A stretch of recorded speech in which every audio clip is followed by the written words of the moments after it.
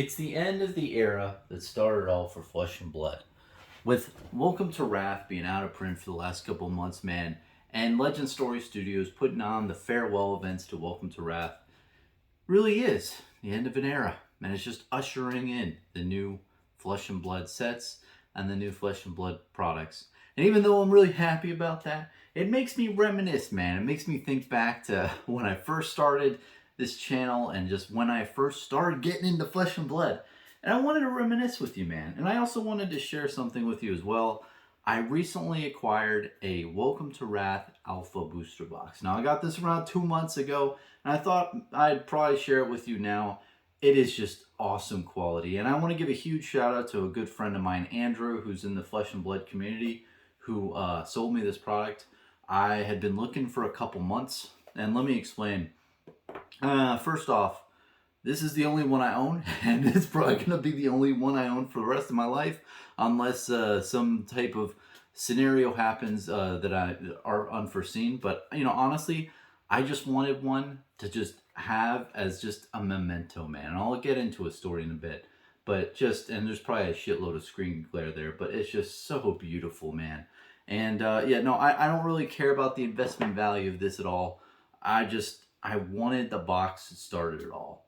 And I was looking around in the market for one, and man, it's really scary trying to do big transactions like that. I'm not used to that with this kind of money, and I normally wouldn't have the money to do this.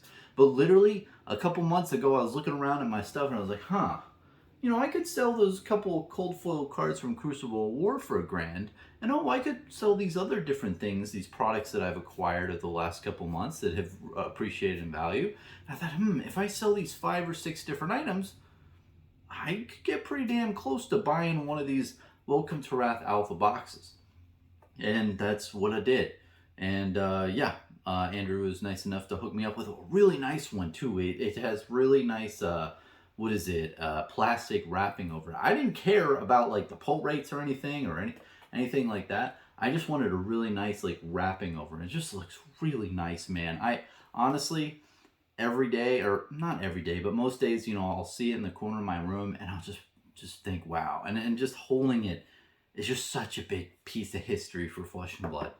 And I want to go into the story. So my origins of Flesh and Blood.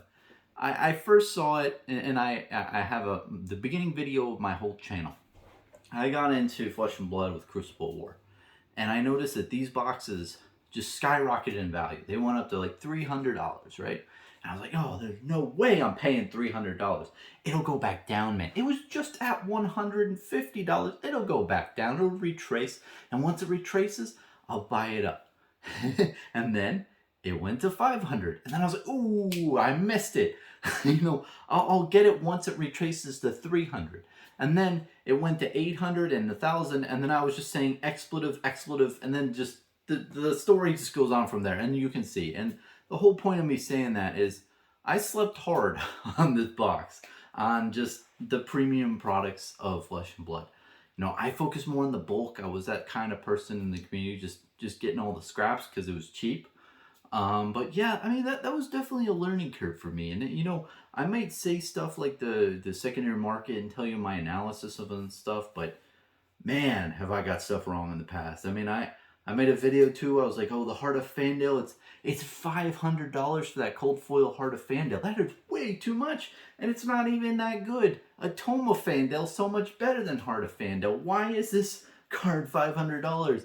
And then, yeah, geez. Now it's going for like 20, 30 grand. Yeah, missed the boat on that one too. But it's all part of the ride, man. And we can always look back and man, I can tell you so many different stories where people were just getting out of Flesh and Blood, selling things for pennies on the dollar, like weeks before the whole channel Fireball announcement happened, which just skyrocketed the price for stuff, and it's just been insane. I mean, when I first joined the community in October 2020, there was only about like 400 people on the Discord. There was just not enough talk. There's not even that many content creators. And I know you might hear that to me and you're like, what are you talking about, Bronson? Yeah, there's legit no content creators that were actively doing daily or like sub daily videos for Flesh and Blood. It was very rare to see. I mean, you had, the Yazi, Red Zone Rogue, you had DM Armada, and a couple others, Outcast Haven. You had a bunch of different people out there, the OG, creators, but you didn't really have that many people like other than them or any. There's probably like one or two other people I'm forgetting, and sorry about that, man. But there weren't as many as there are now, and just the whole community as a whole was just this little seedling, right? And it's just been so rewarding to see that seedling just grow into this huge mulberry tree that's just freaking just super charged and fortified, man. Because in the beginning of this, we were just like all hyped up. The whole community just was like, yeah, this thing can succeed. We can do it. And now I feel like we've moved past that. We're not like that anymore. We know that Flesh and Blood is here to stay.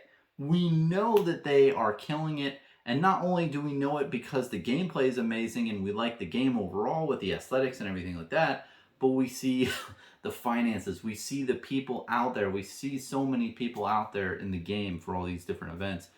And we see the big support by all these big entities. So it's going to succeed for the long run.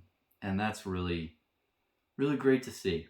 And I know this might seem weird, seeing me, collect just a box and, oh, Bronson, why don't you just open it? It's nice to have something that just reminisce and say, wow, like, this is what started it all. And it's just been one hell of a ride. And I really appreciate your support, listening to me over the last year or so, just rambling on about different topics, finding my own groove, talking about just different thoughts and ideas, and just really getting you thinking, man, because it's important to think in life. There's too many outlets where they just promote non-thinking. I promote thinking here. That's another subject. But overall, just really happy for the game. Legend Story Studios is killing it. Overall, no matter what I say about different things or whatnot, Flesh and Blood is amazing. Legend Story Studios is doing a great job overall. I mean, we can sit back and say, oh, well, the product's not collectible enough, or it's too collectible, it needs to be cheap for the players. We can say all these different nitpicky things at the end of the day, but look at where we are, man. They're going into the future, doing the Pro Tour events. The national events in North America, at least, was amazing. The one at the calling events, and then the nationals in Orlando were amazing. We had 1,000+ people attend. We had so many different people, like the metas like changed a couple times. It's been really, really good, man. It's just been very successful overall. And if you're a new player getting into the game, you can easily get product for sub $100. There's so many different opportunities in this game, and not only that, but going to events like the Farewell to Welcome to Rathe event. You can get like $100 Cold Foil Young Hero card, and the event is $30. And not only that, but you get to play 2 draft rounds, which is 12 packs. So you get 12 packs of Flesh and Blood, which is essentially no. You get 6 packs, because 3 and 3 is 6. So that's 1/4 of a box of Welcome to Rathe. So basically, you just pay for the packs, and you instantly get a Cold Foil Young Hero card. There's so much value in these participation prizes, but not only that, but these Pro Tour events. You're gonna have the gold foil cards for the top prizes. There's a whole ecosystem, and I just think that they've managed it very well. Going for collectability in the beginning, establishing that baseline in 2021, just really hammering it home, and then now going into 2022, we're going competitive, and Flesh and Blood. And it has always been a competitive game at the heart of it, and that's what, it's just really damn good gameplay. And that was the whole funny thing in the beginning, we're a really small community. People always say, is that the game that no one played? And it's very ironic to me that you could say anything else other than that, but the whole shtick, so to speak, of nobody plays the game over probably one of the best crafted playable gameplay of like this decade is the slogan. That's just kind of ironic to me. And it's just nice to reminisce about that and just all these other different things and just seeing how far the game has gone. And, that's what I like when I see this box. And I love this game so much. And anyway, that's me rambling and ranting on this, but it's been it's a great ride so far. Thanks for joining me, man.